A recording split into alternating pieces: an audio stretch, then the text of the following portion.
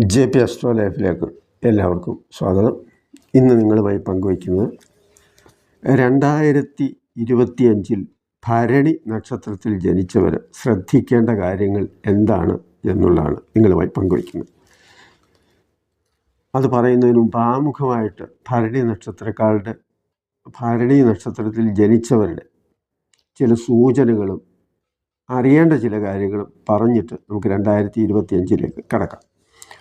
മനുഷ്യഗണത്തിൽ പുരുഷ യോനിയിൽ ജനിച്ച ഭരണി നക്ഷത്രക്കാരോട് ആമുഖമായി ചിലത് പറയണമെന്ന് തോന്നിയത് ഈ നക്ഷത്രം ഭദ്രകാളിയുടെ നക്ഷത്രമായി കരുതുന്നു എന്നതാണ്. കുംഭം, മീനം, മേടം മാസങ്ങളിലെ ഭരണി വളരെ പ്രധാനവുമാണ്. പ്രത്യേകിച്ച് കുംഭഭരണിയും വളരെ വിശേഷപ്പെട്ട ദിവസങ്ങളുമാണ്. അധർമ്മത്തെ എതിർത്ത് കൂടെ നിൽക്കുന്നവരെ രക്ഷിക്കുന്ന പ്രവണതയാണ് ഈ ഭരണിക്കുള്ളത്. തെറ്റാരുടെ ഭാഗത്തായാലും അതിനെ എതിർക്കും. എന്നാൽ എല്ലാത്തിലും മനസ്സിലെ ആഗ്രഹമനുസരിച്ച് ഉയരുവാൻ ഇവർക്ക് സാധിച്ചെന്നും വരില്ല. മറ്റുള്ളവരെ ഉപദേശിക്കുകയും ശാസിക്കുകയും ഒക്കെ ചെയ്യും. പെട്ടെന്ന് ആവേശവും കോപവും പ്രകടിപ്പിച്ചെന്നും വരും. എന്ത് ജോലിയും ചെയ്യാൻ ഇവർക്കൊരു മടിയുമില്ല. സുഖം ലഭിക്കാൻ വേണ്ടി അഥവാ ജീവിക്കാൻ വേണ്ടി പ്രയത്നിക്കാൻ സന്നദ്ധതയുള്ളവരാണിവർ.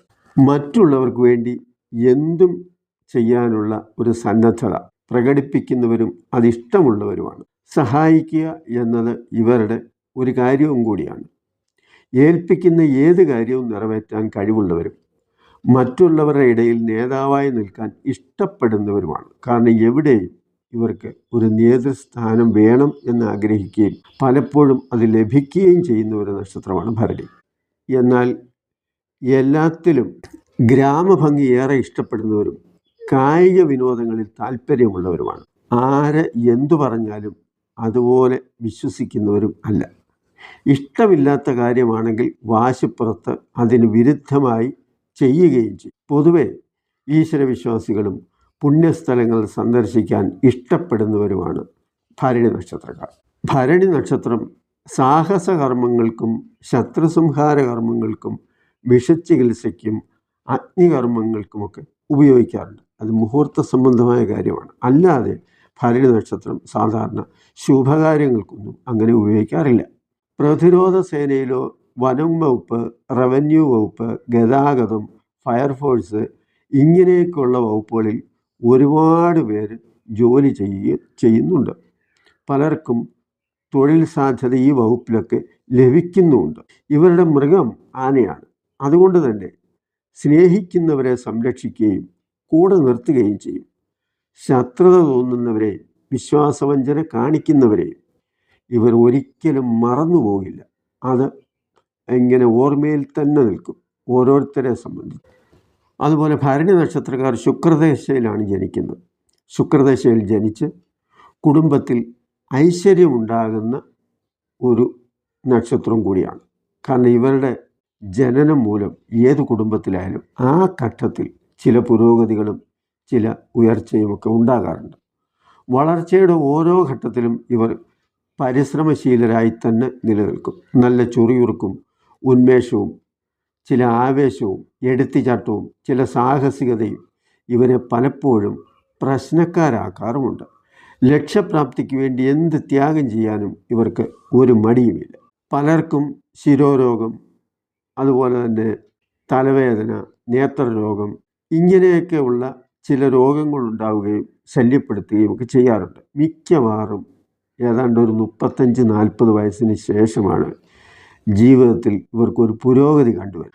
കുടുംബത്തിൻ്റെ ഉത്തരവാദിത്വം പലരിലും ചെറുപ്പത്തിലേ ഏൽക്കേണ്ടി വരുന്ന ഒരു സ്വഭാവവും കാണുന്നുണ്ട്. നിർബന്ധ ബുദ്ധിയും മുൻകോപവും പെട്ടെന്നുണ്ടാകുന്ന ഒരു ആവേശവും ഇവർക്ക് പലപ്പോഴും പ്രശ്നങ്ങൾ സൃഷ്ടിക്കാറുമുണ്ട്. 2025 വർഷം നോക്കുമ്പോൾ 2-ലെ വ്യാഴവും 11-ലെ ശനിയും സാമ്പത്തിക ലാഭവും തൊഴിൽപരമായ ഉയർച്ചയും കുടുംബത്തിലെ ഐശ്വര്യവും സന്താനങ്ങളുടെ വിദ്യാഭ്യാസം, ജോലി എന്നിവയിലുണ്ടാകുന്ന ഉത്തരവാദിത്വം, ധനച്ചിലവ് എന്നിവയെല്ലാം വലിയ കുഴപ്പമില്ലാതെ പോയിക്കൊണ്ടിരുന്ന ഒരു സാഹചര്യത്തിലാണ് വ്യാഴം 2025 മെയ് 14 മിഥുനൻ രാശിയിലേക്ക് പ്രവേശിക്കുന്നത്.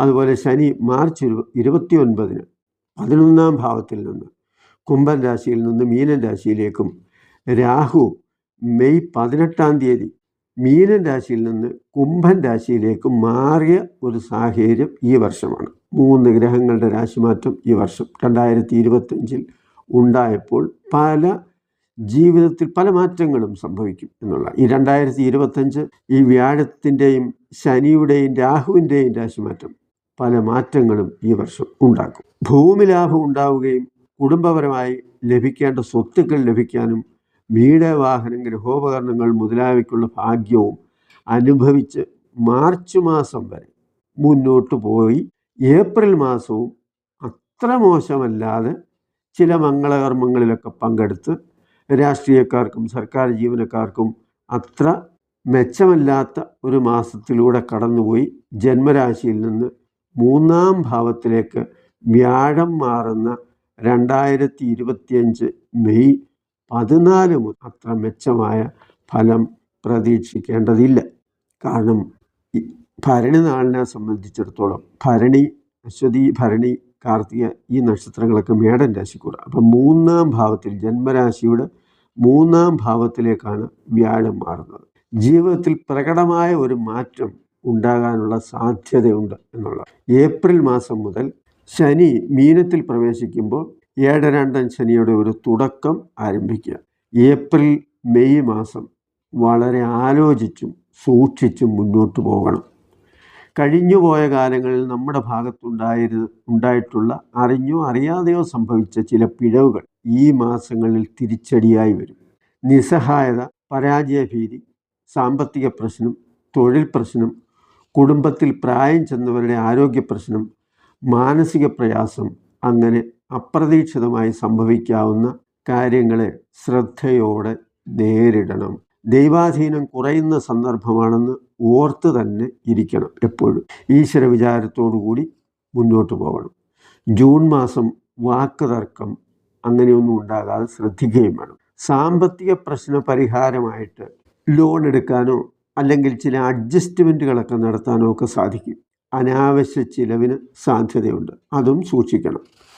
ജൂലൈ മാസം വിദ്യാർത്ഥികൾക്ക് നല്ല സമയമാണ്. ജൂലൈ 7 വരെ വ്യാഴം മൗഢ്യത്തിലുമാണ്. പരീക്ഷകളിൽ 7-ന് ശേഷമാണ് കൂടുതൽ മെച്ചമുണ്ടാകുന്നത്. ആഗസ്റ്റ് മാസം ബിസിനസ്സുകാർക്കും രാഷ്ട്രീയക്കാർക്കും അത്ര നല്ല മാസമല്ല.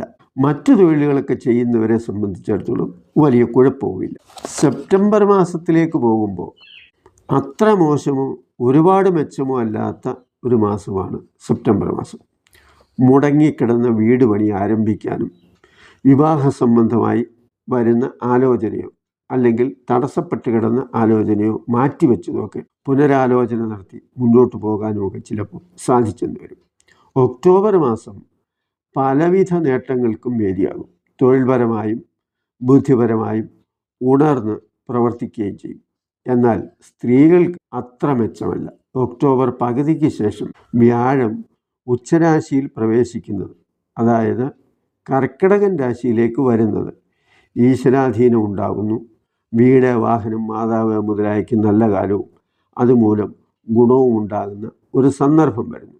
വ്യാഴം 9-ാം ഭാവാധിപൻ കൂടി ആയതുകൊണ്ട് നഷ്ടപ്പെട്ട പല ഭാഗ്യാനുഭവങ്ങളും ഈ സമയത്ത് തിരികെ ലഭിക്കാനും സാധ്യതയുണ്ട്. ഒക്ടോബർ പകുതിക്ക് ശേഷം, അതുപോലെ നവംബർ, പിന്നെ ഡിസംബർ ഏതാണ്ട് കുറച്ച് ദിവസമേ ഉള്ളൂ, 5-ാം തീയതി വരെയൊക്കെ വരും. അപ്പോൾ അത്രയും നാൾ, പ്രത്യേകിച്ച് ഒക്ടോബർ 20-ാം തീയതി മുതൽ ഏതാണ്ട് നവംബർ മാസവും ഡിസംബർ 5-ാം തീയതി വരെ. അപ്പം നവംബർ മാസം പൊതുവെ ഉച്ചരാശിയിലെ വ്യാഴം ഈശ്വരാധീന കുറവിനെ ഒന്ന് പരിഹരിച്ച് കുറച്ച് നല്ല ഒരു അനുഭവങ്ങളുമായിട്ട് മുന്നോട്ട് പോകാൻ സാധിക്കും. നവംബർ മാസം നോക്കുമ്പോൾ ശുക്രൻ്റെ നീചരാശി മാറുന്ന സാഹചര്യത്തിൽ പങ്കാളിക്ക് നല്ല സമയം വരുമെങ്കിലും ചില പൊരുത്തക്കേടുകളും ഉണ്ടാകാനുള്ള സാധ്യതയൊക്കെ ഉണ്ട്. കാരണം ഈ ശുക്രനെ സംബന്ധിച്ച് പറയുമ്പോൾ അത് സുഖത്തിൻ്റെ കാരകനും അതുപോലെ കുടുംബത്തിലെ സ്ത്രീകളെ സംബന്ധിക്കുന്ന കാര്യമൊക്കെയാണ്. നവംബർ മാസത്തിലും വ്യാഴം കർക്കിടകത്തിൽ ഉച്ചരാശിയിലാണല്ലോ. ആത്മീയ കാര്യങ്ങളിൽ താല്പര്യവും മംഗളകർമ്മങ്ങൾ അതിലൊക്കെ പങ്കെടുക്കാനുള്ള ഒരവസരവും പുണ്യക്ഷേത്രങ്ങൾ സന്ദർശിക്കാനും വിനോദയാത്രയ്ക്കുള്ള അവസരവുമൊക്കെ ഉണ്ടാകുന്ന ഒരു മാസമാണ് നവംബർ മാസം. ഡിസംബർ മാസം തൊഴിലിൽ മേന്മയുണ്ടാകാനും സാമ്പത്തിക സ്ഥിതി കുറെ മെച്ചമാകാനുമൊക്കെ സാധ്യതയുണ്ട്. എന്നാലും അപ്രതീക്ഷിതമായി ചില അനർത്ഥങ്ങളൊക്കെ ഉണ്ടാകാനുള്ള സാധ്യത വരും. ഡിസംബർ 5-ാം തീയതി വ്യാഴം വീണ്ടും മിഥുന രാശിയിൽ പ്രവേശിക്കുമ്പോൾ ഈശ്വരാധീനം കുറയും. കാരണം 3-ാം ഭാവത്തിലേക്ക് വീണ്ടും പോവുകയാണ്. അപ്പോൾ 3-ാം ഭാവത്തിൽ വ്യാഴം നിൽക്കുമ്പോൾ മുറവിളി നടത്തും എന്നൊക്കെ ഒരു പഴഞ്ചൊല്ലുണ്ട്. അതുകൊണ്ട് തന്നെ ആലോചിച്ച് മുന്നോട്ട് പോകേണ്ട ഒരു സമയമാണ്. അലസതയും ആത്മവിശ്വാസം നഷ്ടപ്പെടുന്ന ഒരു സാഹചര്യമൊക്കെ ഉണ്ടാവും. 2025 ആദ്യ മാസങ്ങൾ മെച്ചമാണെങ്കിലും പിന്നീട് അങ്ങോട്ട് പല മാസങ്ങളും മോശമാവുകയും ഇടയ്ക്ക് ചില മാറ്റമുണ്ടാവുകയും അങ്ങനെ ഗുണദോഷ സമ്മിശ്രമായ ഒരു വർഷമായി 2025 ഭരണി നക്ഷത്രക്കാർക്ക് അനുഭവപ്പെടും എന്നതാണ് ഈ വീഡിയോ കൊണ്ട് ഉദ്ദേശിക്കുന്നത്. അപ്പോൾ മോശമായ സമയങ്ങൾ മുൻകൂട്ടി നിങ്ങളെ ബോധ്യപ്പെടുത്താനും ആ മാസങ്ങളിൽ കൂടുതൽ ശ്രദ്ധ ചെലുത്താനും ഈശ്വരാധീനം കുറയുന്ന സമയങ്ങളിൽ ഈശ്വരവിശ്വാസത്തോടും ഈശ്വര വിചാരത്തോടും നാമജപത്തോടും കൂടി കാര്യങ്ങൾ ശ്രദ്ധിച്ചു മുന്നോട്ട് പോകുമ്പോൾ പ്രശ്നങ്ങളൊന്നുമില്ലാതെ സന്തോഷത്തോടു കൂടി തന്നെ ഈ 2025 നമുക്ക് അതിജീവിക്കാൻ സാധിക്കും. ഈ വീഡിയോ നിങ്ങൾക്ക് ഇഷ്ടപ്പെട്ടു എന്ന് വരികിൽ ലൈക്ക് ചെയ്യുക, കമൻറ്റ് ചെയ്യുക, മറ്റുള്ളവർക്ക് ഷെയർ ചെയ്ത് കൊടുക്കുക. നന്ദി, നമസ്കാരം.